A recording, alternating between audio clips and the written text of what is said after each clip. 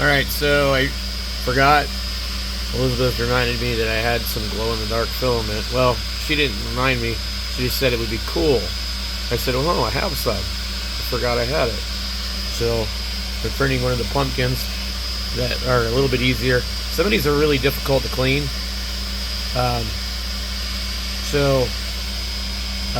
Right now, this is the glow-in-the-dark filament. This is a really small roll. So, I don't want to be making any mistakes.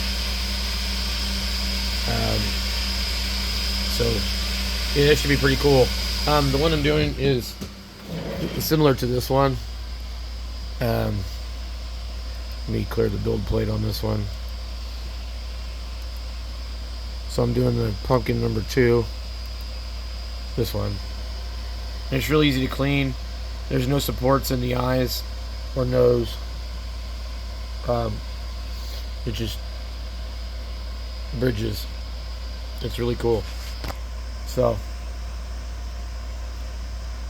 super easy to clean. Some of the other ones I've had more problems with. So, pumpkin number 1 is real difficult. Because of the mouth, it's hard to get the pieces out of there. One of them I cracked. The eyes are difficult too.